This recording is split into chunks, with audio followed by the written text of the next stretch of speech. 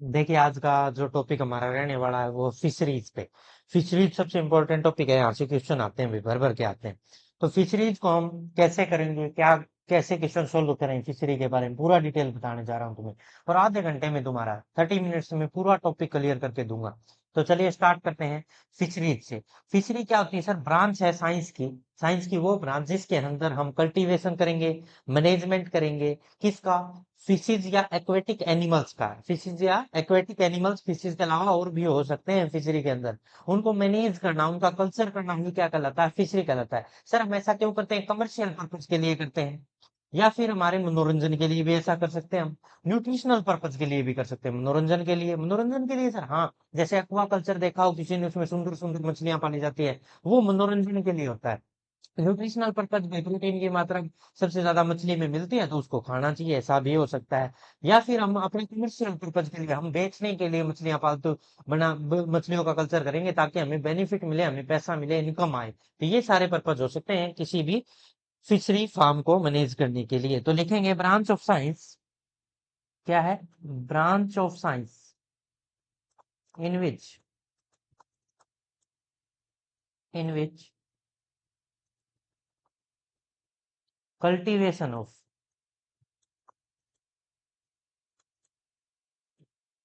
And management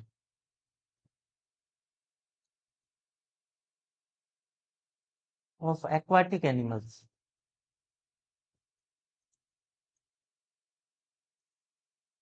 animals, aquatic animals for commercial purpose and nutritional purpose.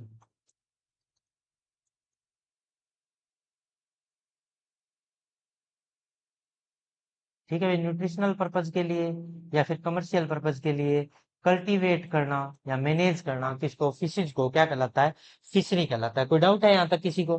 Sir fishery के अंदर और क्या क्या आता है? देखिए, फिशरी के अंदर आता क्या क्या है तुम्हें बताता हूँ। अरे मार्कर चेंज हो जा। हम्म। तो फिशरी जो है इसके अंदर क्या क्या आता है? इसके अंदर एक तो आता है फिश। अरे मार्कर तो दिखाई नहीं दे रहा, ये देखते। एक तो आता है फिश। ठीक है सर, फिशिज होगी। और फार्मिंग होगी। ठीक है सर, फार्मिंग होगी इनकी। और इनकी मैनेजमेंट होगी। फिशिज हो गया, इनकी फार्मिंग करना और उनकी मैनेजमेंट करना। मैनेजमेंट का मतलब यहाँ समझेंगे प्रोडक्शन से रिलेटेड है। भाई जितना बढ़िया मैनेज करेंगे उतना ही ज्यादा प्रोडक्शन मिलेगा, जितना ज्यादा प्रोडक्शन मिलेगा उतनी ही इनकम होगी, उतना ही कमर्शियल बेनिफिट मिलने वाला है। इसको फिशरी कहते हैं। तो fishery is the branch of science in which we deals with the study या फिर cultivation and management of the fishes and aquatic animals for their commercial and nutritional purposes. समझ में आया भाई? ये होती है फिशरी। तो आगे बढ़ते हैं फिशरी के अंदर। देखिए जरा, नेक्स्ट स्लाइड की तरफ बढ़ते हैं, देखते जाएं भैया। What is fishery? हमारा क्वेश्चन यही है, व्हाट इज फिशरी? फिशरी है क्या? सबसे बड़ा क्वेश्चन तो यही है आज का कि फिशरी है क्या। तो देखिए फिशरी क्या है, तो समझ लेते हैं एक एक line. Fishery, fishery is the branch of science deals with the study, cultivation, management and harvesting of aquatic organism. Cultivation मतलब उनको पालतू बनाना, उनको पाल के रखना, संभालना। मैनेज करना उनको, हार्वेस्ट मतलब उनको निकालना, पानी के अंदर से निकालने के प्रोसेस पर। स्पेशली फॉर फिशिंग, फिशिंग के लिए कमर्शियल हो सकता है। रिक्रिएशनल, सर ये समझ में नहीं आया। एंड न्यूट्रिशनल पर्पज, रिक्रिएशनल का मतलब होता है ऑर्नामेंटल। ऑर्नामेंटल मतलब सुंदरता के लिए, उनको दिखाने के लिए, मतलब सुंदर नजर आए ऐसा करने के लिए। या फिर मनोरंजन के लिए बोल सकते हो। सर ऐसा क्यों? क्योंकि जैसे तुमने सुना हो एक्वा कल्चर, देखा है कभी किसी ने एक्वा कल्चर? ये क्या होता है? एक्वाकल्चर जो छोटा सा नहीं होता, शीशे के बना होता है, उसके अंदर सुंदर सुंदर सुंदर सुंदर मछलियां होती है, मछलियां होती हैं, उसको कहा जाता है रिक्रिएशनल। मतलब मनोरंजन पर्पज के लिए भी कुछ लोग मछलियों को कल्टीवेट कर सकते हैं, मैनेजमेंट के लिए कर सकते हैं। ज्यादातर तो कमर्शियल पर्पज ही है, मैन तो उससे बेनिफिट लेना है। फिशरी, फिशरीज में फिश आती है, फार्मिंग आती है एंड मैनेजमेंट आता है, यही बोला था मैंने। आगे बढ़ते हैं नेक्स्ट स्लाइड की तरफ।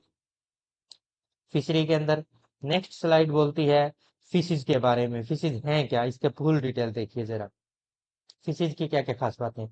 तो ये कह रहा है फिश, मार्कर चेंज कर लेते हैं।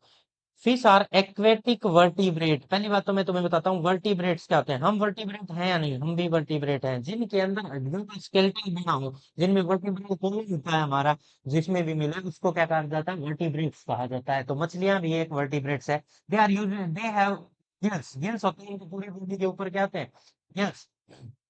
देखो ये छोटे छोटे छोटे छोटे ये दिखा रखे हैं, क्या है इस मछली के ऊपर? गिल्स हैं। और paired fin, paired fin sir, जो ये फिन्स के हेल्प से, जो फिन होते हैं इनकी हेल्प से ये क्या करती है? घूमती है मछली। पूरे समुद्र के अंदर ये फिन्स नजर आ रहे हैं साइड में, ये देखो ये। ठीक है सर। और कवर्ड विद स्केल्स, इसकी बॉडी के ऊपर सर ये तो स्केल्स हैं, और ये है फिन्स, ये यहाँ दिखा रखे ये फिन्स है, ठीक है।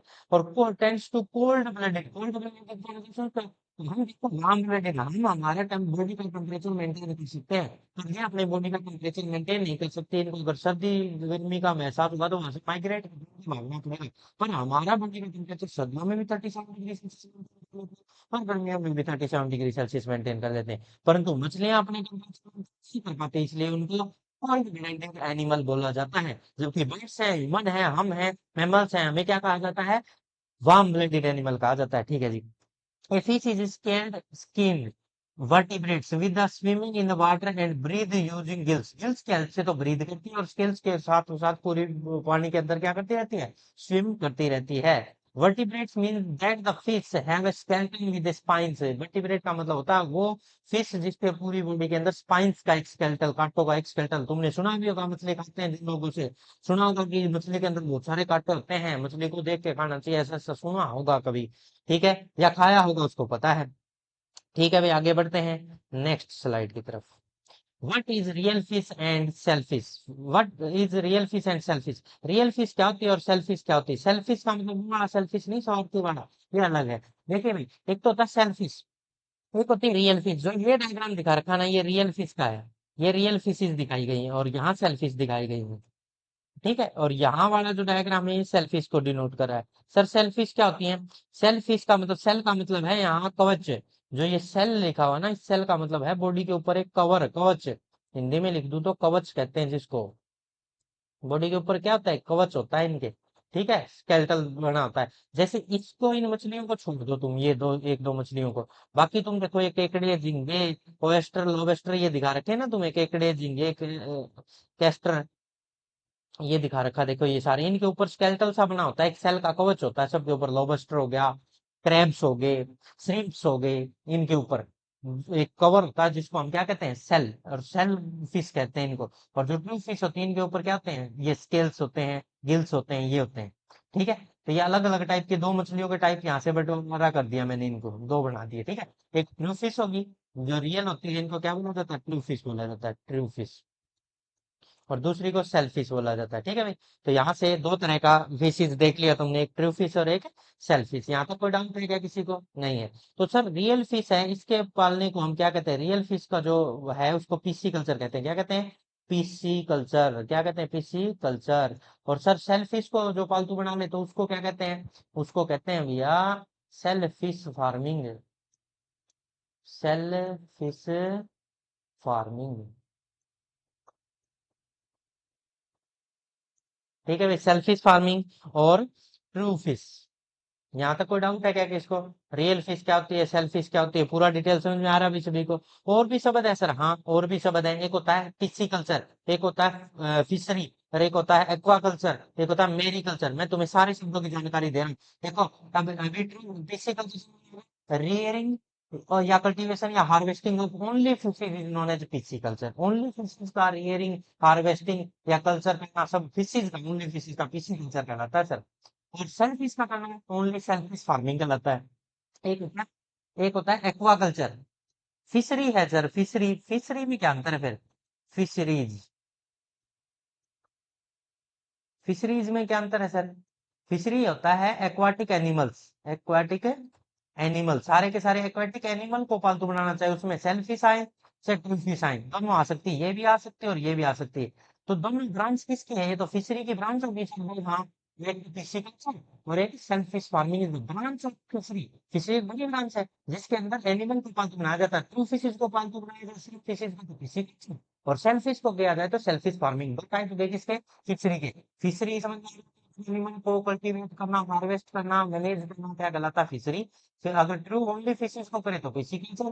फिशेज के अलावा सन फिश को करे जिनके ऊपर कवच होता है, केकड़े, झींगे, ओबस्टर, श्रिम्प को करे तो क्या कहलाता है? Self fish farming. ठीक है सर। और क्या ब्रांच बता रहे थे? एक होता है एक्वाकल्चर। एक्वाकल्चर सुनो रे, एक्वा कल्चर, इसमें अंतर है बहुत ज्यादा। इसमें एक्वेटिक एनिमल के साथ साथ एक्वेटिक प्लांट्स भी आ जाते हैं। एक्वेटिक एनिमल को तो कल्टीवेट करना, पालतू बनाना, एक्वेटिक एनिमल प्लस प्लांट, जैसे सिंगाड़ा, कमल होता है, लोटस सुना होगा, वे सारे प्लांट के अंदर, पानी के अंदर ही होते हैं ना। उनको एक्वेटिक एनिमल तो हो ही हो, मछलियां, ये श्रिम्प वगैरह वगैरह, इनके अलावा एक्वेटिक क्या आ जाए? प्लांट्स भी आ जाए, एक्वेटिक प्लांट्स, उसको कहते हैं एक्वाकल्चर। तो एक्वाकल्चर तो इनकी सबसे बड़ी ब्रांच होगी। हाँ, एक्वाकल्चर में तो सारे फिशरी, पिसीकल्चर, सेलफिश फार्मिंग सभी आ जाते हैं। समझ में आया नहीं यार? एक और ब्रांच भी बोल रहे थे हम, एक और ब्रांच है जिसका नाम है क्या?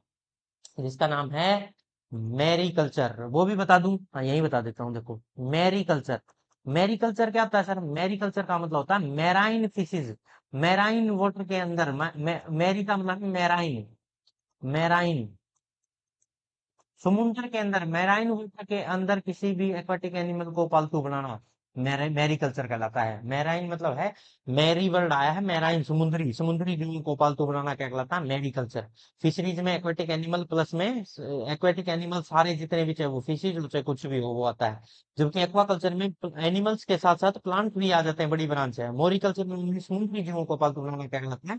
मोरी। मैरीकल्चर आएगा, या मोरी मत बोल देना, मैं बार बार मोरी बोलूं। मोरिकल्चर मलबेरी प्लांट का कल्टीवेट करना, मोरिकल्चर का मलबेरी प्लांट सिर्फ फूलों को पैदा करने के लिए। ठीक है, वो अलग है। मैरी है, मैरी मतलब मैराइन से शब्द उठाया गया है। ठीक है भाई। यहाँ पे हमने एक फिशरी शब्द को क्लियर किया। फिशरी एक्वेटिक एनिमल होते हैं सर। फिर एक्वेटिक एनिमल में दो प्रकार के, ट्रू फिश और सेलफिश। सेलफिश को पालना कहलाता है सेलफिश फार्मिंग, और ट्रू फिशेज को पालना कहलाता है क्या? Pisciculture sir. मैरीकल्चर क्या होता है? समुद्री जीवों को पालना। एक्वाकल्चर क्या होता है? Aquatic animals plus aquatic plants को पालतू बनाना। यहाँ तक का काम तरीके से नहीं है, बढ़िया चल रहा है। आगे बढ़ते हैं नेक्स्ट स्लाइड की तरफ। सही है भाई, आगे बढ़े। अब pisciculture, selfish farming and mariculture, जो मैंने अभी भी सारे बताए दिए हैं, इनमें कोई डाउट नहीं होना चाहिए किसी को भी। देखिए जरा, सबसे पहले बात कर रहे हैं पीसी कल्चर। पीसी कल्चर का मतलब होता है aquaculture that consist of a fish farming to obtain fish product as a food. Only fishes के लिए है तो पीसी कल्चर है।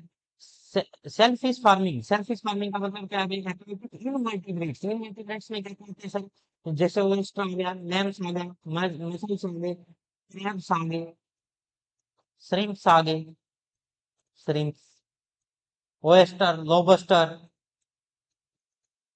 Lobster, oyster, shrimps, crabs, mussels, clams, oysters, ये सब को पालतू बनाना मछलियों के अलावा, जिनके ऊपर स्केलेटल कवच होता है, उनको हम क्या कहते हैं? Shell fish farming. आया भी समझ में? इनवर्टिब्रेट्स होते हैं, वर्टिब्रेट नहीं होते, जबकि फिशेज क्या है? वर्टिब्रेट हैं। ठीक है sir. Mariculture, mariculture marine water के अंदर, मैराइन फार्मिंग, मैराइन फार्मिंग को क्या कहते हैं? Specially for aquaculture practice of the sea water habitat and legumes. समुद्री पानी के अंदर हैबिटेट मतलब जहाँ पे जीव रहते हो, लेग्यूम्स हो सकते हैं जहाँ नमकीन पानी हो। Opposite to the fresh water aquaculture, fresh water के विरुद्ध जो कल्चर किया जा रहा है उसको मैरी कल्चर कहते हैं। कोई डाउट है भाई? यहाँ तक नहीं है, आगे बढ़ते हैं। कोई भी डाउट हो तो कमेंट करें। देखिए भाई, type of fisheries. Type of fishery sir, fishery का मतलब फिशरी दो प्रकार की, एक तो कल्चर की जाए और एक कल्चर की जाए। कल्चर का मतलब होती है कोई भी पॉन्ड या कोई भी पानी का अगर में टैंक या पॉन्ड बना के वहां पे मछलियों को पाला जाए अपने फायदे के लिए, बेनिफिट के लिए, कमर्शियल पर्पज के लिए, उसको क्या कहते हैं हम? कल्चर फिशरी, एक्वा कल्चर कहते हैं। ठीक है सर। और कैप्चर क्या होता है? जैसे समुद्र में, नदियों में, नहरों में जाके हम मछलियों को पकड़ लेते हैं, और उन्हीं को से पैदा होता है समुद्र में, लेक्स में, रिवर्स में, ओशियन में, सी में, जहां से भी मछली पकड़ी जाए वो क्या कहलाता है? Capture, capture fisheries. और कैप्चर फिशरी के लिए कौन होते हैं? फिशरमैन होते हैं, दूसरे को फिशरीज कहा जाता है। ठीक है, फिशिंग कहा जाता है। पकड़ने को क्या कहते हैं? फिशिंग। और पकड़ने वाले को क्या कहते हैं? फिशरमैन, फिशरमैन, मछुआरा। ठीक है। और कल्चर क्या होता है? जो अगर कोई पोर्ट बना के या छोटा मोटा टैंक बना के जिसके अंदर या जाल के अंदर, केज के अंदर हम क्या कहते हैं? मछलियों को पालतू बनाते हैं अपने बेनिफिट्स के लिए, उसको कहते हैं कल्चर फिशरी। तो देखो, दोनों समझ में आ गया। कैप्चर का मतलब क्या होता है? Catching of fish from the natural water bodies like the river, sea, ocean and lakes. Next है कल्चर फिशरी या एक्वाकल्चर का मतलब है ब्रीडिंग करना, रेयरिंग करना मछलियों का कंट्रोल्ड एनवायरनमेंट के अंदर, लाइक पॉन्ड, टैंक या केज के अंदर। समझ में आया भाई सभी को? बहुत बढ़िया, आगे बढ़ा जाए। आगे बढ़ते हैं नेक्स्ट स्लाइड की तरफ। Life stages of the fishes. Fishes की लाइफ स्टेजेस क्या क्या होती हैं? देखो फिशेज के अंदर 5 लाइफ स्टेजेस होती हैं। जैसे सबसे पहले होता है एग। एग के बाद वो हैच आउट करके अंडे को बाहर निकलेगा तो उसको कहते हैं हैचिंग। हैचिंग के बाद फ्राई बनेगा, फिर फिंगरलिंग बनेगा, फिंगरलिंग से फिर वो बड़ा होगा, ईयरलिंग बनेगा। ऐसे 5 स्टेजेस आती है लाइफ के अंदर। तो हम उन पांचों स्टेजेस को लाइफ की पढ़ने वाले हैं किसके अंदर? फिशेज के अंदर। तो चलिए स्टार्ट कर देते हैं फिशेज के अंदर वो लाइफ स्टेजेस। देखिए ये रही। तो इससे पहले भी एक स्टेज होती है जिसका नाम क्या है? एग। इससे ऊपर भी एक स्टेज है जिसका नाम क्या है? एग। एग से फिर क्या बनेगा? वो एग से बनेगा सर हैचलिंग। हैचलिंग क्या होता है? 2 से 3 दिन के बाद अंडे से बाहर जो अंडा है, एग है, मछलियां एग देती हैं, बच्चे को जन्म नहीं देती, पहली बात तो ओवीवर्स है, अंडा देती हैं, और उस एग में से अब क्या निकलेगा? बच्चा निकलेगा, उसको क्या कहेंगे हम? स्वाम, स्पान कहेंगे। क्या कहेंगे? स्पान। वो 7 से 10 दिन का हो जाएगा। उसके नीचे यहाँ गर्दन के नीचे योंक लटका रहेगा, अभी उसके माउथ नहीं बनेगा। 5 स्टेज में जाके उसके माउथ बनता है। और स्पॉन्ज से फिर वो किसी तरह बड़ा फ्राई में, फ्राई 30 से 60 दिन का, 2 महीने का हो जाएगा। उसके बाद वो फिंगर के साइज का हो जाएगा, हमारी जो उंगली है फिंगर उसके साइज का हो जाएगा। तो उसको हम क्या कहेंगे? फिंगरलिंग कहेंगे। फ्यू मंथ के बाद वो क्या हो जाएगा? फिंगर के साइज का, उसको फिंगरलिंग कहेंगे। और फिर 1 साल के बाद वो 1 ईयर का हो जाएगा ना, जब वो 1 ईयर का हो जाएगा तो उसको हम क्या कहेंगे भाई? ईयरलिंग कहने लगेंगे। समझ में आया? सबसे पहले एग होता है, एग निकल के हैच करके उसको बाहर आता है तो उसको हैचलिंग कहते हैं। वो 2 से 3 दिन के बाद हैचलिंग के स्टेज में रहता है, उसको यूक से लटका रहता है गर्दन के नीचे, उसका माउथ डेवलप नहीं होता। फिर वो स्पॉन बनता है, स्पॉन बनने के बाद छोटे मोटे जो प्लैंक्टन उसको पकड़ पकड़ के खाने लगता है, जब माउथ आ जाता है स्पॉन स्टेज के अंदर, स्पॉन स्टेज चलती है, फिर वो फ्राई स्टेज में चला जाता है। 30 से 60 दिन का वही होता है, फिर फिंगरलिंग बन जाता है, फिंगर के साइज का हो जाता है, जब उसको फिंगरलिंग बोला जाएगा, जब वो फिंगर के साइज का हो जाएगा। समझ में आया? फिंगर साइज का होने के बाद उसको फिंगरलिंग बोला जाएगा। फ्यू मंथ के बाद फिर वो ईयरलिंग 1 साल का हो जाएगा, जब उसको ईयरलिंग कहेंगे। यहाँ तक कोई डाउट है? अब एक एक स्टेज अलग अलग बढ़ा देता हूँ, देखिए जरा। हाँ, तो एक एक स्टेज को देख लो। सबसे पहली जो स्टेज है, क्या बोला था हमने? हैचलिंग। हैचलिंग देखो यहाँ डायग्राम में दिखा रखा है, ऐसा ऐसा नजर आता है। ठीक है, हैचलिंग में क्या बताया गया है देखो जरा। The larva emerge from the fertilized egg। जो एग था उससे बाहर निकलेगा। And hatching is called. जो हैच करके बाहर निकला उसको हैचलिंग कहते हैं। It is characterized by presence of a yolk sac। देखो इसके गर्दन के नीचे है ना, yolk sac लटका रहता है यहाँ गर्दन के नीचे, इसका माउथ तो बना ही नहीं होता। Hanging below the where it drawn its nutrition from the 2 to 3 days। 2 से 3 दिन तक उस yolk sac से अपना न्यूट्रिशन लेके काम चलाते, क्योंकि कुछ खा तो सकता नहीं, माउथ ही डेवलप नहीं हुआ। माउथ डेवलप तो नेक्स्ट स्पान में होगा। तो देखो ये जो देखिए, ये नेक्स्ट डायग्राम दिखाऊंगा, नेक्स्ट स्लाइड में इसका डायग्राम दिखाऊंगा, तो उससे उसके नीचे योग से लटका रहता है, उसका माउथ डेवलप नहीं होता। At this stage the mouth is not formed. इसमें माउथ बनता ही नहीं है। Hence it does not take food from the mouth. तो फ्रॉम आउटसाइड, ये बाहर से खाना ही नहीं ले सकता, इसलिए इसके नीचे योग से उसी से न्यूट्रिशन लेके अपना काम चलाना पड़ता है। और इस स्टेज को हम हैचलिंग स्टेज कहते हैं। क्या कहते हैं? इस स्टेज को हैचलिंग बोला जाता है। यहाँ तक बताओ, किसी को कोई डाउट है तो?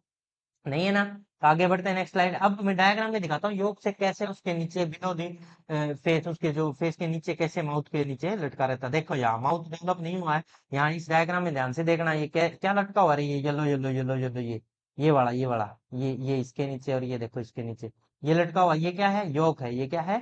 योग है। इस योग से ये क्या ले रहा है? न्यूट्रिशन ले रहा है सर। इसी से न्यूट्रिशन लेके अपना काम चला रहा है। न्यूट्रिएंट होते हैं इसके अंदर, उसी न्यूट्रिएंट को लेके ये अपना काम चलाता है, क्योंकि इसके माउथ डेवलप नहीं होता। क्या नहीं होता? Mouth note develop. ठीक है, इसका माउथ डेवलप नहीं हुआ है, इसलिए इसको अपने योग से ही काम चलाना पड़ता है। फिर ये नेक्स्ट स्टेज में जैसे स्पॉन्ज में जाएगा, उसके अंदर इसका माउथ बन जाएगा। ये छोटे मोटे जो भी जू प्लैंक्टन पानी के अंदर छोटे मोटे कीड़े मकोड़े होते हैं, उनको जू प्लैंक्टन बोला जाता है, उनको खा के अपना काम चलाना स्टार्ट कर देगा। तो नेक्स्ट स्टेज आ गई स्पॉन। स्पॉन के अंदर देखना भाई, स्पॉन के अंदर देखना थोड़ा सा, ये क्या लिखता है? when the young when the young sac of the hatching is पूरा दूर कर लिया जाएगा, ठीक है, spawn। जब young sac को अंदर ले लिया जाएगा, पूरा सूख जाएगा, उसके बाद क्या कहेंगे? spawn। in this stage the mouth is formed। Mouth बन जाता है। it starts to take some zooplanktons like rotifers and supplements feed like egg yolk, finally वो कोई भी, चाहे तुम चावल का खाना दो या कोई भी दो, बाहर से कोई भी फीड दोगे उसको खाने लायक हो जाएगा। ठीक है, तो यही लिखा हुआ है। जो स्पॉन्स होता है वो पूरी तरह से क्या कर लेता है, योग को ऑब्जर्व कर लेता है, उसके बाद उसमें माउथ हो जाता है। माउथ होने के बाद zooplanktons like rotifers and supplement feed like egg yolk, finally powder wheel cake and rice brans को भी वो ईट कर सकता है, उसको क्या कहते हैं, स्पॉन। और थर्ड जो लाइफ स्टेज है उसका नाम है फ्राई। फ्राई क्या होती है, ये बहुत ही छोटा, अंगुली से भी छोटा होता है, नाखून जितना सा छोटा सा डेवलप होता है। इसको कहते हैं when the spawns of a fish की शेप में लेने लगता है and grow to about 1 to 2 centimetre, इतना सा हो जाता है। 1 to 2 सेंटीमीटर देख लो, नाखून के ऊपर रख रखा है तो दिखाई दे रहा है ना। इसको फ्राई कहा जाता है। At this stage they are primarily smaller size zooplankton feed, सिर्फ और सिर्फ छोटे छोटे जू प्लैंक्टन को ही खा सकता है। It take about 7 to 10 days for spawns to the grow up to fry. तो जो फ्राई था वो 2 से 3 दिन की नहीं, स्पॉन्स था वो 2 से 3 दिन की स्टेज थी, उसके बाद जो स्टेज आती है 7 से 10 दिन के अंदर ही वो फ्राई स्टेज में पहुंच जाता है। नेक्स्ट स्टेज की तरफ चल रहे हैं जिसका नाम है क्या, फिंगरलिंग। फिंगरलिंग मतलब वो फिंगर के साइज का हो जाता है, उसको फिंगरलिंग बोला जाता है। देखिए जरा फिंगरलिंग में क्या बताया गया है। ये कह रहा है as soon as fry to 10 to, देखो वो सेंटीमीटर का था, 2 से 3 सेंटीमीटर, वो 10 से 15 सेंटीमीटर साइज हो जाएगा, equal to the size of finger. हमारी फिंगर के साइज का जब वो हो जाएगा तो फिर उसको क्या कहेंगे, it is equal to the fingerling. ठीक है, इसको नाम है जी fingerling. Fingerling is proper size of stocking in table size table fish production pond. ये क्या कहना चाह रही है, ये लाइन पता है तुम्हें, ये इंपॉर्टेंट लाइन है। ये कहना चाह रहा है अगर तुम्हें फिशेज को पालतू बनाना ना, कल्टीवेशन करना है, तो तुम छोटे, बिल्कुल छोटे लाना, उन्हें फ्राई लाना, स्पॉन लाना, एग लाओ, तुम्हें क्या करना चाहिए, हमेशा फिंगरलिंग को लाना चाहिए, ताकि उससे सीधा कल्टीवेशन किया जा सके। ठीक है, पौध के अंदर it take about 30 to 60 days for the fry to grow up to fingerling size. 30 से 60 दिन इसको लगे फ्राई से फिंगरलिंग साइज आने में। इसको 30 से 60 दिन, लगभग 1 से 2 महीने लग जाते हैं। ठीक है ना, 2 से 3 सेंटीमीटर से ये 10 से 15 सेंटीमीटर का होने में इसको 2 या 3 महीने लग जाते हैं। यहाँ तक आया सभी को समझ में। नेक्स्ट स्लाइड की तरफ चलते हैं, जो लास्ट स्टेज है ईयरलिंग। ईयरलिंग का मतलब 1 ईयर हो जाएंगे ना जब इसको, तो ईयरलिंग बोलेंगे। Development stage of fish following the fingerling stage and lasting until approximately 1 year of age. और 1 साल की एज हो जाएगी ना जब उसको जाके ईयरलिंग कहने लगेंगे। ठीक है, वो फिर स्टेज को ऐसे बदलता बदलता 1 साल की एज का हो जाएगा जब उसको क्या कहेंगे, ईयरलिंग कहेंगे। समझ में आया बीच भी। आगे बढ़ते हैं नेक्स्ट स्लाइड की तरफ।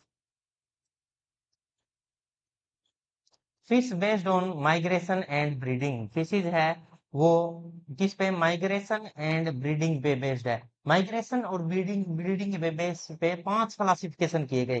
देखो, एक होता है एनाड्रोमस। एनाड्रोमस का मतलब होता है फ्रेश वाटर में रहने वाली फिशेज, मैराइन में चली जाए तो उसको कैटाड्रोमस कहते हैं। और मैराइन में रहने वाली, एग देने के लिए फ्रेश वाटर में चली जाए तो उसको एनाड्रोमस कहते हैं।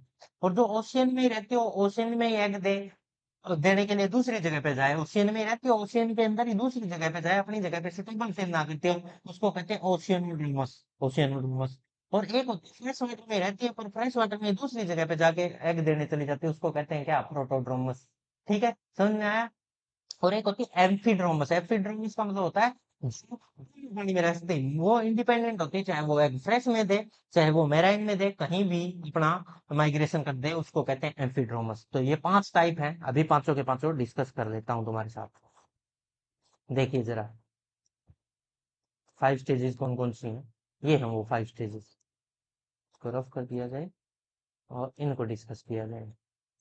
देखिए, तो फर्स्ट है एनाड्रोमस। एनाड्रोमस का मतलब होता है वो रहता तो किसी में हो, फ्रेश वाटर से, फ्रेश वाटर से में चला जाए एग देने के लिए, मैराइन में रख के माइग्रेट करे, कहाँ से, मैराइन से। एनाड्रोमस का मतलब होता है मैराइन से भाग जाए, कहाँ, अंडे देने के लिए, मैराइन में रहता हूँ, और मैराइन टू कहाँ जाए, फ्रेश वाटर।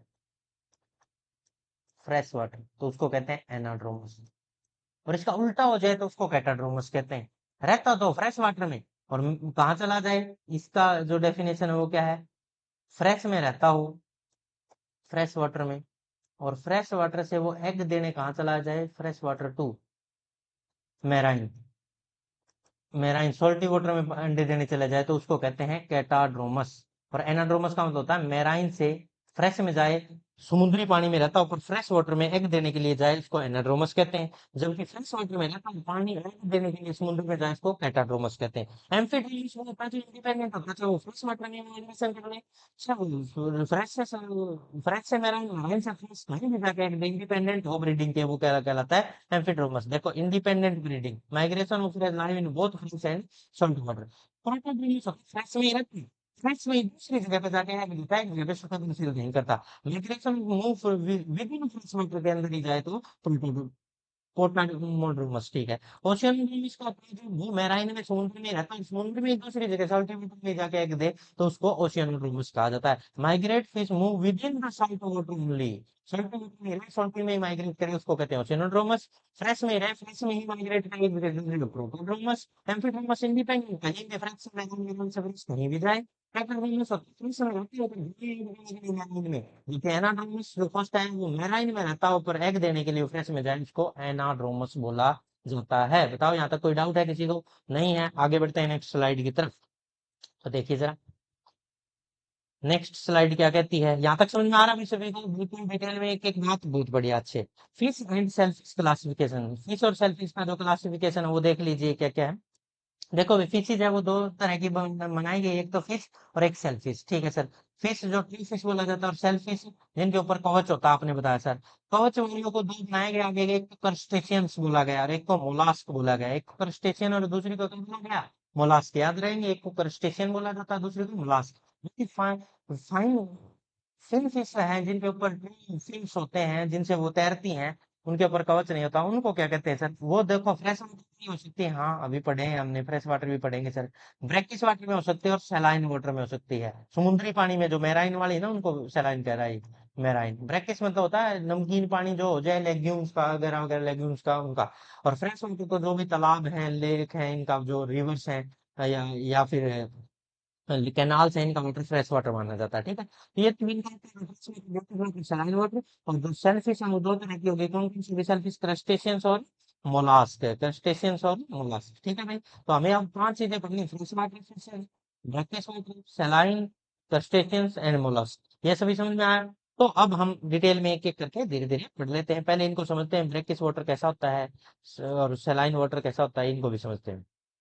तो देखिए, ये आ गई, कौन कौन सी मछलियां आ गई जो कि हमें कहाँ मिलेगी? एक तो मैराइन वाटर वाली आ गई, ठीक है सर। दूसरी फ्रेश वाटर वाली फिशेज आ गई। और तीसरी है एस्चुरियन या ब्रैकिश वाटर फिशेज, एस्चुरियन या ब्रैकिश वाटर फिशेज, ठीक है भाई।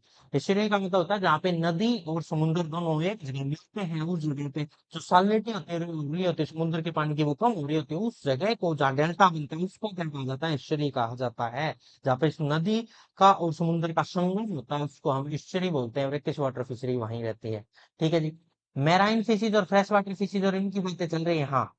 तो मैराइन और फ्रेश वाटर में जो खाई जाने वाली ना, edible marine fishes, edible fresh water fishes, ये बहुत ज्यादा एग्जाम में पूछा जा रहा है। तो मैं इनके लिए तुम्हारे लिए ट्रिक्स बना के लाऊं तो बता के जाऊंगा आज। बहुत सारी अच्छी अच्छी ट्रिक्स बना के लाऊं, वो भी बताऊंगा। उससे पहले हम पढ़ते हैं मैराइन फिशेज। मैराइन फिशेज तुम समझ रहे हो, समुद्री पानी में जो रहती है उनको, सी कोस्टल एरिया, समुद्री एरिया के आसपास जो फिशरमैन होते हैं, फिशिंग करके पकड़ते हैं, जो मछलियां खाते हैं, उनको मैराइन फिशर फिशरी कहा जाता है। These deals with the fishing operation मतलब उनकी पकड़ना अलोंग सी कोस्ट मतलब समुद्र के जो किनारे लगते हैं जो जगह है, उनको। About 80% of Indian marine fishes are supported by the west coast. Western coast है ना इंडिया, देखो जैसे ऐसे ऐसे नीचे से इंडिया ऐसा ऐसा नजर आता है, उसका जो ये वेस्टर्न कोस्ट है ना, यहाँ पे 80% तो यही कवर हो जाता है, और थोड़ा बहुत 20% ये ईस्टर्न कोस्ट है। तो ज्यादा हमारे लिए वेस्टर्न कोस्ट है सर, ठीक है।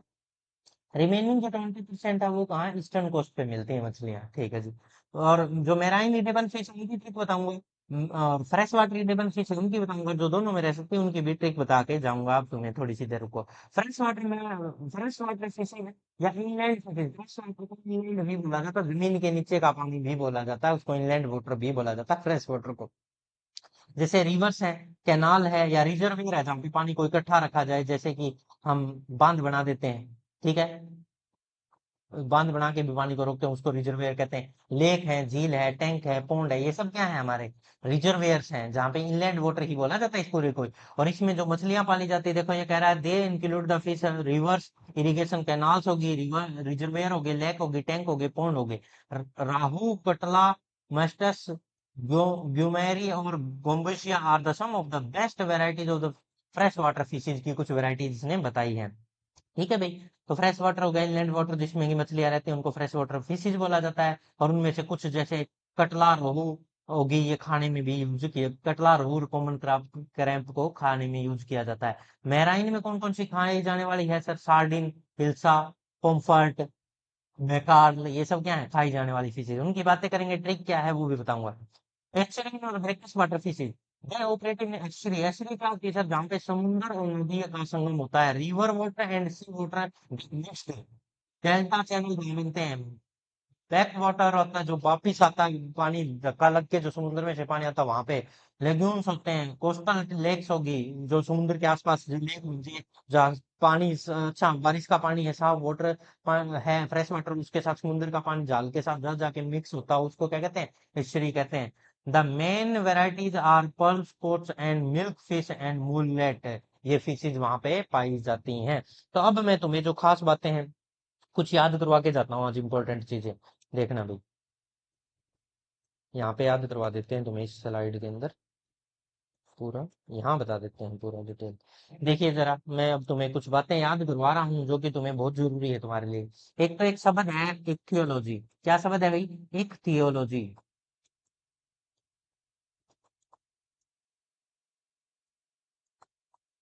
लॉजी मतलब होता है स्टडी। इक्थियो मतलब होता है फिशिज, और लॉजी मतलब स्टडी। फिशिज की स्टडी करना क्या कहलाता है? इक्थियोलॉजी कहलाता है। स्टडी ऑफ फिशिज, लॉजी जहां भी लिखा हो उसका मतलब study, study of fish.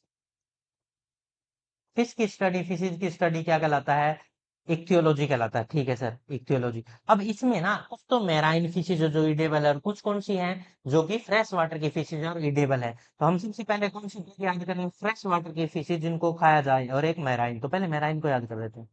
Marine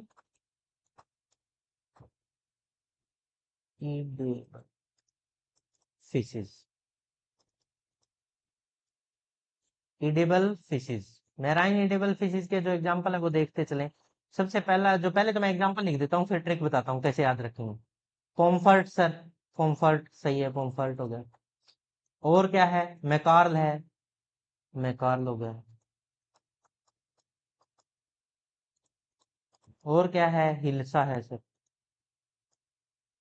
और भी है कोई? हाँ, सार्डिन। ये है सर। ट्रिक क्या रहेगी देख लो भाई। ट्रिक क्या है? पोम नाम का एक इंसान है। क्या नाम है? पोम नाम का आदमी है, एक इंसान है। वो मार्केट जाता है। वो क्या जाता है? मार्केट के लिए जाता है।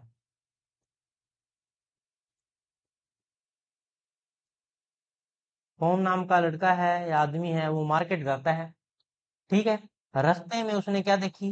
हिल्स देखी। रास्ते में हिल्स देखता है। क्या देखता है? पहाड़ियां, हिल्स देखता है। गाड़ी से जा रहा है, चलते चलते क्या देखता है? हिल्स देखता है, पहाड़ियां देखता है। ठीक है सर, पहाड़ियां देखता है। वहां से वो फिर रास्ते में समुद्र आता, वहीं टहलने लग जाता, वहीं पे सारा दिन घूमता रहता है, देखता है। और समुंदर के पास जाकर, समुंदर के पास चला गया, समुंदर के पास जाकर सारा दिन घूमता रहता है,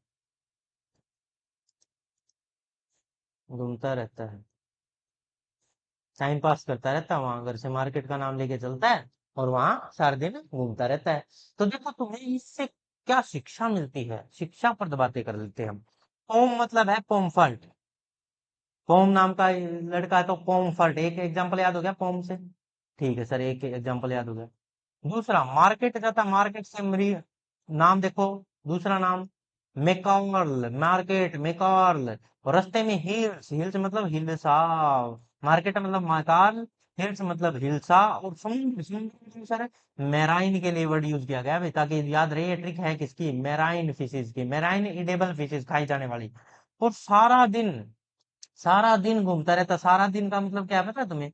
सार्डिन, देखो सार्डिन, सारा दिन सार्डिन। तो ये जहां जहां घोड़े लगाए गए उन पे ध्यान दे। पौन मतलब कॉम्फर्ट याद रह जाएगा, मार्केट जाता मतलब निकाल याद रह जाएगा, हिल्स देखता मतलब हिल्सा याद रह जाएगा, समुद्र मतलब समुद्री पानी की मछलियां याद करने, सारा दिन मतलब सार्डिन। तो इस तरह से हमने मेराइन एडिबल फिशेज के सारे एग्जांपल याद कर लिए। अब नेक्स्ट स्लाइड की तरफ बढ़ते हैं।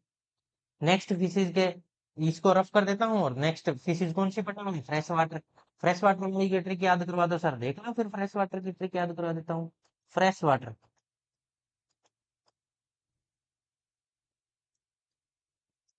Fresh water fish, edible fish, fish, fresh water edible fish के ट्रिक देखो भाई कौन कौन सी है। पहले तो नाम याद करोगे सबके, रोहू, कटला, कॉमन कार्प, रोहू, कटला, रोहू को और बताओ लोबियो रोहिता भी कहते हैं क्या? लोबियो रोहिता के नाम से भी जाना जाता है। अगर कोई गलती से ये पूछ ली इस नाम से, साइंटिफिक नेम से, तो ये भी ध्यान रखना, लोबियो ये ज्यादा फेमस नाम है। और रोहिता, वैसे रोही बोलते हैं, रोहिता, रोही, रोहू। कटला होगी, कटला के बाद एक और होती है, बताओ कौन सी है? Common car, common carps.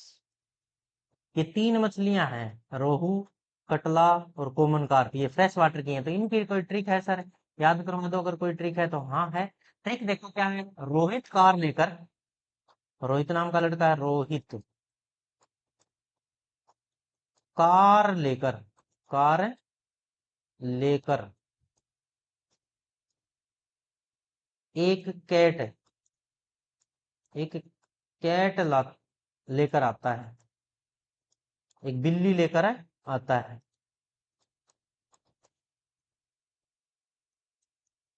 फिर उसे फ्रेश वाटर से नहलाता है, साफ सुंदर पानी से, फ्रेश वाटर से नहलाता है।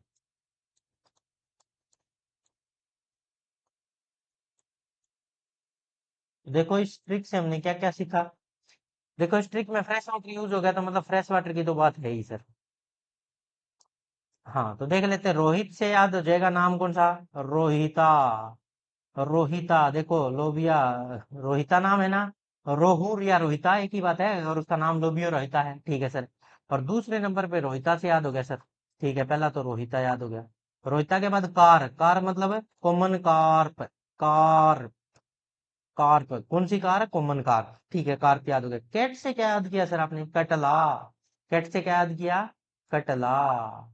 और रोहिता से रोहित, रोहिता, रोहू याद होगी सारी। और किस वाटर की बात से ना आया वो? फ्रेश वाटर, मतलब फ्रेश वाटर की फिशेज याद की है हमने, वो वीडियो। तो रोहित से रोहित था, कार में एक कैट लेके आया, तो रोहित मतलब फिर रोहिता, रोमियो रोहिता, या फिर रोहित, रोहू, ठीक है। कार मतलब कॉमन कार की बात चल रही सर, कैट मतलब कैटला की बात चल रही, फ्रेश वाटर से नहलाता है मतलब फ्रेश वाटर फिशेज की बात चल रही। तो इस तरह से हमें क्या याद हो जाते हैं? सारी की सारी फ्रेश वाटर एडिबल फिशेज भी याद।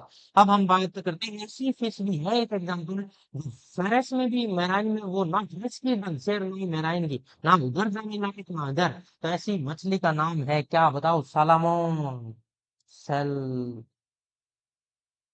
Salmon, salmon. तो हम क्या याद करेंगे? ट्रिक है, इसको याद रखेंगे, मेरा साला चोर है, मेरा साला चोर है, मेरा साला क्या है? चोर है।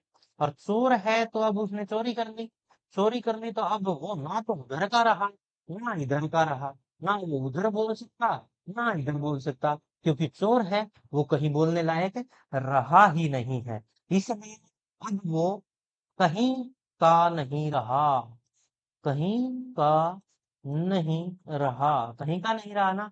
जो चोर है वो कहीं का नहीं है, ना बोल सकता वो कहीं भी खड़ा होके, तो इसलिए अब क्या करेंगे? उन, या तो मैराइन में जाए, उधर भागता है, कभी मैराइन में और कभी फ्रेश वाटर में भाग रहा है, तो वो कहीं नहीं जा पा रहा फ्रेश वाटर। समझ में आ गई बात है?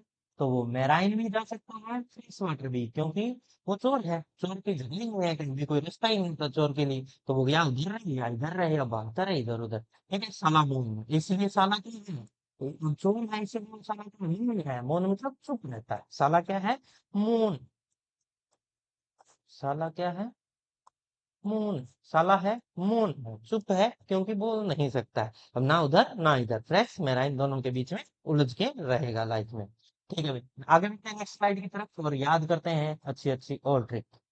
अब देखिए, टाइप ऑफ वाटर्स आ जाते हैं। टाइप ऑफ वाटर के अंदर याद करते हैं फ्रेश वाटर, ब्रैकिश वाटर और सैलाइन वाटर। इनमें बस थोड़ा थोड़ा ध्यान रख लेना कितनी ppm PPT parts per million या इतना साल्ट उसमें डिजोल्व होना चाहिए, उसके बेस पे पीपीटी के बेस पे, या पीपीएम होना चाहिए पार्ट्स पर मिलियंस। ठीक है, तो देख लेते हैं, मैं तुम्हें बता देता हूँ। Fresh water must have less than 0.5 ppm dissolve salt, बहुत ही कम सोल्ट होनी चाहिए, ना के बराबर 0.5 ppm। ठीक है, brackish water, salinity in brackish water range from 1000 to 10,000 ppm। 1000 से 10,000 ppm पार्ट्स पर मिलियन। एक पार्ट्स पर मिलियन का मतलब होता है 10 की पावर 6, मतलब 1 लाख नहीं 10 लाख के अंदर सिर्फ इतने से पार्टिकल मिले तब उसको जाके ब्रैकिश कहते हैं। और 0.5 मिलियन 10 की पावर 6 मतलब 10 लाख में सिर्फ 0.5 पार्ट साल्ट का मिले तो उसको फ्रेश वाटर बोला जाता है। और अगर वो 34 पीपीएम और इससे भी हाइयर हो जाता है, पीपीटी ट्रिलियन, पार्ट्स पर ट्रिलियन है भाई, ये पार्ट्स पर मिलियन नहीं है, ये पार्ट्स पर ट्रिलियन, और पीपीएम का मतलब पार्ट्स पर मिलियन है। ट्रिलियन का मतलब यहाँ 9 होता है, ठीक है, और पार्ट्स पर मिलियन का मतलब होता है 6। ठीक है, तो अब ये कह रहा है brackish water mixture of fresh water and sea water का मिक्सर होता है ब्रेकिश वाटर, उसमें फ्रेश वाटर और दोनों वाटर मिल जाते हैं। हैज बिलो अप्रोक्सीमेटली 30 पीपीटी से नीचे नीचे रहेगा। देखो जीरो, देखो याद रखवाता हूँ तुम्हें, लिखता हूँ। 0 रेड मार्कर ले लेते हैं, 0.5 पीपीटी है ना पार्ट्स पर ट्रिलियन, 10 की पावर 9, 10 रेज़ टू पावर 9 के अंदर अगर 0.5 पीपीटी है तो फ्रेश वाटर है। अगर वो लेस देन 30 पीपीटी है तो वो ब्रैकिश वाटर हो गया सर। और अगर वो ग्रेटर देन 30 पीपीटी हो गया, ग्रेटर देन इससे भी ज्यादा 35 40 45 तक चला गया तो वो क्या कहलाएगा, सेलाइन वाटर या सॉल्ट वाटर कहलाएगा। समझ में आ गया, ये बात याद रखनी है तुम्हें, ज्यादा याद रखने की जरूरत ही नहीं है। तो देख लो, जिसमें 0.5 पीपीटी तक डिजोल्व हो या इससे भी कम हो, इससे भी कम हो तो उसको क्या कहते हैं हम, फ्रेश वाटर। अगर 30 पीपीटी से कम हो तो उसको क्या कहते हैं हम, 10 से 25 के बीच में हो तो उसको हम क्या कहते हैं, ब्रैकिश वाटर। इसमें श्रिम्प और प्राण आसानी से रह सकते हैं, श्रिम्प से एंड प्राण को रखा जा सकता है ब्रैकिश वाटर में। ठीक है सर। और सेलाइन जो वाटर होता है वो समुद्र का पानी होता है, एवरेज सैलिनिटी उसकी 35.4 पीपीटी या इससे भी ज्यादा मिलेगी, 30 से तो ऊपर ही ऊपर मिलेगी, उसको कहते हैं सेलाइन वाटर या समुद्री मैराइन वाटर या सॉल्ट वाटर बोला जाता है। यहाँ तक बताओ, किसी को कोई डाउट है? नहीं है तो नेक्स्ट स्लाइड की तरफ बढ़े।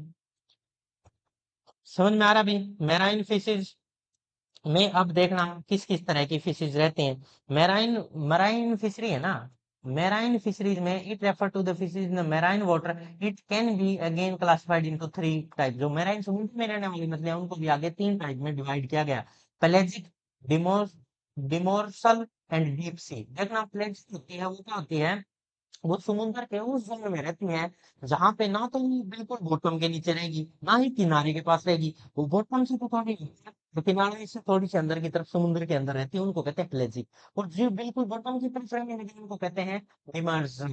डिमर्सल, ठीक है। और डीप सी जहाँ पे लाइट भी ना पहुंच पाए, अंधेरा था बिल्कुल, लाइट विजन ही नहीं होता, फोटो विजन ही नहीं होता, जहाँ पे कोई भी ग्रे नहीं कर सकता, वहां पे जो बिल्कुल नाइट में रहे, डार्कनेस में रहे, उसको कहते हैं डीप सी। तो समझ रहे बात है। ये कह रहे हैं वो जोन समुद्र का जिसमें neither close to the bottom and near to the shore, ना ही तो वो बिल्कुल नीचे रहे ना ही किनारे के पास रहे, उनको हम southern blue tuna fish, ocean shark, ये सब क्या थे, प्लेजिक। डिमेंशनल होती है वो क्या थी, dimensional fish which do live on the near the bottom, bottom के नजदीक रहे, उसको कहा जाता है डिमर्सल फिशेज। ठीक है सर, और वो बॉटम में फीड करती हैं।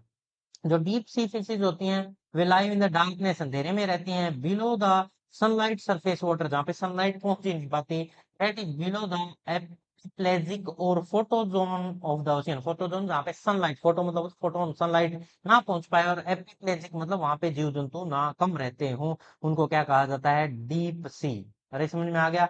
डिमर्सल, प्लेजिक और डीप सी, तीन मेराइन, मेराइन पानी में रहे वो मेराइन कहलाती है। प्लेजिक जो ना तो बिल्कुल किनारे पे रहे ना ही बिल्कुल बॉटम में रहे, बीच में रहे, उनको क्या कहते हैं, प्लेजिक। और जो बिल्कुल बॉटम में रहे, बॉटम में फीड करे, उनको डमर्सल कहते हैं। और बिल्कुल ही डार्कनेस में चली जाए, जहाँ सनलाइट तक ना पहुंच पाए, उनको कहते हैं डीप सी फिशेज। बताओ भाई, यहाँ तक कोई डाउट है किसी को? नहीं है, आगे बढ़ते हैं, नेक्स्ट स्लाइड की तरफ बढ़ते हैं। फिन फिशेज क्या होती है? फिन फिशेज जिनके सर फिन्स होता है, जिनको ट्रू फिश बोला जाता है, वो वाली जिनको ट्रू फिश बोला जाता है सर, ट्रू फिश। ठीक है। और जिनके क्या होता है सर, फिन होता है। देखो यहाँ डायग्राम में दिखा रखा है, ये फिन है सर। ये कोई भी मछली है उसका क्या है, ये फिन है, इसकी हेल्प से ये तैरती रहती है, इसको कहा जाता है सर। ठीक है। The term fin fish refer to the bony fishes, shark, salmon and some rays, opposite to the shellfish. Shellfish नहीं होनी चाहिए इसमें, सेलफिश मतलब स्वार्थी नहीं। सेलफिश का मतलब जिनके ऊपर कवच ना हो, प्री फिश जो जिनमें हड्डियों का बना हो, स्केलेटन हो, जो वर्टिब्रेट्स हो। वर्टिब्रेट्स जिनमें हड्डियां हो, इनवर्टिब्रेट होते हैं, सेलफिश होते हैं, वो तो कहते हैं इनवर्टिब्रेट, उनमें किसी प्रकार की कोई बोन वगैरह वगैरह नहीं मिलता, उनको सीधा ही चबा के खाया जा सकता है, जबकि इनमें कांटे निकालने पड़ते हैं फिशेज के अंदर। ठीक है भाई। फाइन फिशेज होती हैं वो सेल फिश से अलग होती हैं। इनमें ट्रू फिशेज होती हैं, स्केलेटल बना होता है, बोनी हड्डियों का बना होता है। शार्क, साल्मोन, सम रेज, रेज जितनी भी आगे सारी की सारी रे नाम से फेमस है, वो सारी फिशेज फिन फिशेज या ट्रू फिशेज कहलाती हैं। They also known as true fishes, उनको ट्रू फिश भी बोला जाता है। बताइए यहाँ तक कोई डाउट है क्या किसी को? ट्रू फिशेज वो फिशेज होती हैं जो कि वर्टिब्रेट, मैं यहाँ लिख ही देता हूँ, वर्टिब्रेट्स हैं ये, वर्टिब्रेट्स, वर्टिब्रेट्स। ठीक है, वर्टिब्रेट्स हैं। और वो इनवर्टिब्रेट्स हैं जिनमें रीढ़धारी, कहते हैं वर्टिब्रेट मतलब रीढ़धारी, जिनमें हड्डियां हो, रीढ़ की हड्डी हो, बोन हो, उस स्केलेटल सिस्टम बना हो, जिनके अंदर बुन्नी हो, उनको कहते हैं फिन फिश या ट्रू फिशेज। और जिनमें ना हो, उनको इनवर्टिब्रेट्स हो, उनको कहते हैं हम सेल फिश। समझ में आया? तो देखिए नेक्स्ट, अब सेलफिश की बातें कर लेते हैं। दूसरा जो टाइप है फिशेज का वो सेलफिश है। सेलफिश में क्या क्या आते हैं देख लो। लोबस्टर्स आते हैं सर, ओएस्टर्स आते हैं, क्लैम्स आते हैं, श्रिम्प्स आते हैं, क्लाउन फिश आते हैं, प्रैम्स आते हैं, क्रैब्स आते हैं, मसल्स आते हैं, ओएस्टर्स आते हैं सर। ये सारे सारी चीजें किस में आती हैं? मोलस्क आते हैं, क्रस्टेशियंस आते हैं, ये सारे किस में काउंट होते हैं? सेलफिश में काउंट होते हैं सर। ठीक है भाई।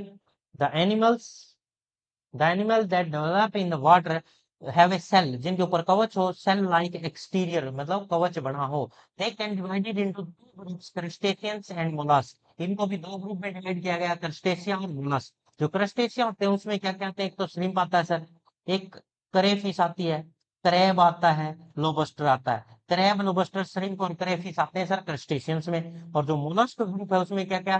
क्लैम्स आते हैं, स्कॉल्प्स आते हैं, ओएस्टर्स आते हैं और मसल्स। ये सारे किसमें आते हैं? चार इसमें और चार उसमें। क्रस्टेशियन में श्रिम्प, क्रेफिश, क्रैब्स, लोबस्टर। और जो मोलस्क है उसमें क्लैम्स, स्कॉल्प्स, ओएस्टर्स, मसल्स। ये आते हैं किसमें? क्रस्टेशिया और मोलस्क। दोनों याद हो गए? ठीक है, तो सेलफिश और ट्रू फिश याद हो गए। अब इससे आगे बढ़ते हैं नेक्स्ट स्लाइड की तरफ।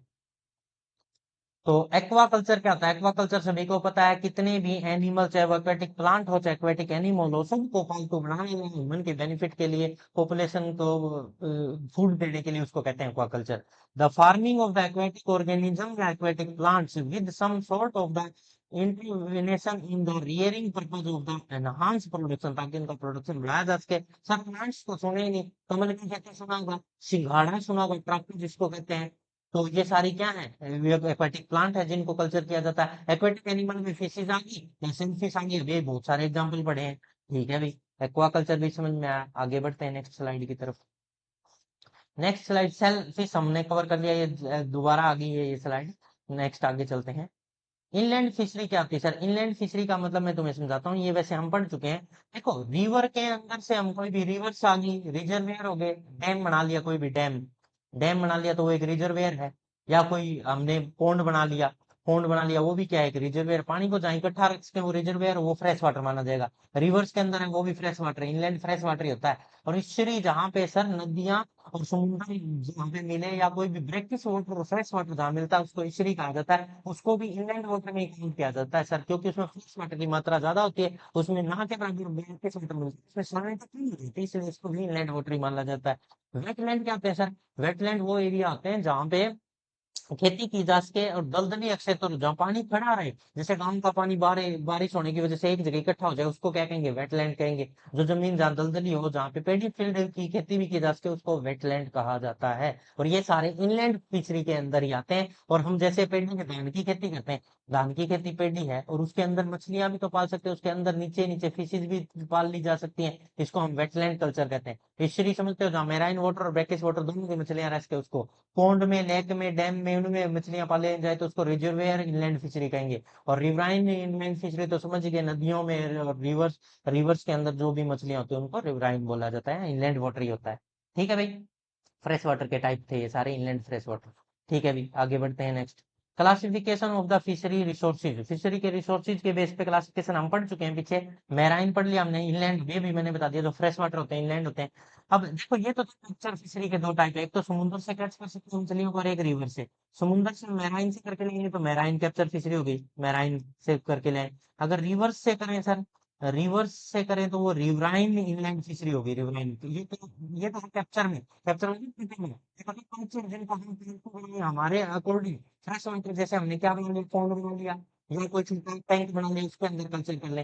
ब्रैकिश वाटर जैसे कि अभी अभी पढ़ा था, कहीं भी खारे पानी का कोई एक एरिया इकट्ठा, उसमें मछलियों को डाला जाए। तेज एक्वाकल्चर होता है, अभी समुद्र के अंदर या बड़े एरिया के अंदर, लेक के अंदर तेज डाल दिया जाए और उसके अंदर सीड डाल दिया जाए, उससे वो मछलियां तैयार हो, उसको केज कल्चर कहते हैं। ऑर्नामेंटल फिशरी तुम समझते हो, जो सुंदर लगने के लिए घरों में छोटा सा एक्वेरियम बनाया जाता है, उसमें सुंदर सुंदर रंग बिरंगी मछलियां मनोरंजन के लिए रखी जाती है, उसको हम ऑर्नामेंटल फिशरी कहा जाता है। ठीक है भाई, कोई डाउट है यहाँ तक? आगे बढ़ते हैं नेक्स्ट स्लाइड की तरफ। फिन फिशरी और नॉन फिन फिशरी हो चुका। फिन वालियों को तो कहते हैं ट्रू फिश, और नॉन फिन वालियों को सेल्फ फिश कहा जाता है, मैंने ये पढ़ा दिया पहले ही। कैप्चर्ड में कौन कौन से आते हैं, और कल्चर का मतलब खुद पालतू बनाना, कैप्चर मतलब खाना या बेच देना। ठीक है, आगे बढ़ते हैं, बेचना या खाना। पॉलीकल्चर क्या होता है? पॉली का मतलब होता है बहुत सारे, मोर देन वन स्पीशीज को एक साथ ही पालतू को बनाया जाए, उसको क्या कहते हैं? पॉलीकल्चर। तो देखो, this is the practice where more than one species of aquatic organism are cultured in a same pond in order to extension utilize the full ecological niche of the pond ecosystem. ये क्या कह रहा है भाई, एक साथ ही बहुत सारे स्पीशीज का पालतू बना लिया, जिनमें से कुछ तो यानी झोपड़ी झोपड़ी को खाती थी, कुछ फाइटोप्लैंक्टन, फाइटोप्लैंक्टन में छोटी छोटी काई होती है, जो एलगी होती है, प्लांट्स के टाइप होते हैं, छोटे छोटे छोटे हरे हरे जो प्लांट्स होते हैं, उनको खाती थी। तो इसमें हमें फीड का कम खर्चा होगा, जो भी वाटर साफ कर दिया खाया जाएगा। और एक मछली थी तुम्हें याद रखनी है, जो पानी को साफ करती है, वो ये मैं बताना भूल गया था, गैम्बूसिया। गैम्बूसिया, गैम्बूसिया, ये लार्वा को, जो मॉस्किटो होते हैं ना, मॉस्किटो, मॉस्किटो के लार्वा को खाती है, और हमें मॉस्किटो से छुटकारा दिलाती है, ईट करती है, खा जाती है, उनको मार देती है। लार्वा को ही मार देंगे तो मॉस्किटो कहाँ से होंगे? गेबूसिया पाली जाती है, इसीलिए मॉस्किटो के लार्वा को कंट्रोल करने के लिए। जैसे हमारे घरों में कूलर होते हैं, कूलर में पानी ठहरा रह जाए तो उसके अंदर हो जाते हैं, तो कूलर में छोटी छोटी मछलियां छोड़ दो, वो सारे उनको खा जाएगी। या गंदा पानी गाँव में ठहरा हुआ, वहां तो उन मछलियों को छोड़ दो, वो सारे लार्वों को खा जाएगी। तो इस वजह से गंबूसिया को वहां पाला जाता है जहाँ पे मच्छरों का ज्यादा प्रकोप हो, उनके लार्वा ज्यादा फैल रहे हो, वहां पे वो उनको छोड़ दो, अपने आप ही उनको क्लीन कर देगी गंबूसिया, याद रख लोगे। और इसी तरह से ये कह रहा है कि बहुत सारी स्पीशीज एक साथ पालतू बनाई जाए, कोई कुछ पेट करे, कोई कुछ पेट करे, तो उससे जो पेड़ है उसका सबसे ज्यादा इकोलॉजिकल एफिशिएंसी आएगी। फिर हम जितना भी फूड डालेंगे, कोई भी वेस्ट नहीं होगा, ज्यादा से ज्यादा एफिशिएंसी मिलेगी हमें, और जितनी मछलियां हैं जल्दी जल्दी डेवलप होंगी। अरे समझ में आया यहाँ तक? ये क्या था बताओ? पॉलीकल्चर। पॉलीकल्चर के बाद नेक्स्ट स्लाइड की तरफ बढ़ते हैं। स्केल फिश, जिनके ऊपर स्केल, उनको स्केल, स्केल्ड फिश को क्या कहते हैं? स्केल फिश, जिनके ऊपर स्केल हो, ये तो बहुत नॉर्मल बात है। ब्रूड, ब्रूड ब्रीडिंग के लिए पाली जाएंगे, जो कि ब्रीडिंग की जाए, ब्रीडिंग के लिए छोटे जो फ्राई हैचलिंग ये तैयार करने के लिए उनको brood culture. Mature fish used to aquaculture for the breeding purpose के लिए मांगी जाए, उनको ब्रूड्स कहते हैं। ठीक है सर। फिशिंग क्या था? मछलियों को पकड़ने की एक्टिविटी को फिशिंग बोला जाता है। Activity of trying to catch fishes, ठीक है, मछुआरे करते हैं, और जो पकड़ने वाला है उसको फिशरमैन या फिशर कहा जाता है। वेदर सेलफिश, उनको क्या कहते हैं? फिशरमैन या फिशर कहा जाता है। बताओ यहाँ तक कोई डाउट है? अब लास्ट में पूछ रहे हैं artificial holding area using to rear the fish farm stock, मछलियों को पालने के लिए आर्टिफिशियल फार्म बना दिया जाता है, जिसमें मछलियां पालतू बनाई जाती है, होल्ड किया जाता है एरिया, जिसके अंदर अलग अलग टाइप की, कहीं फिशरी हैचलिंग टाइप की है, कहीं फ्राई है, कहीं ईयरलिंग है, या फिंगरलिंग है, उनको क्या कहते हैं? हम आर्टिफिशियल अलग अलग एरिया बना देना, उसको कहते हैं हम क्या? बताओ, कल्चर टैंक बोला जाता है सर।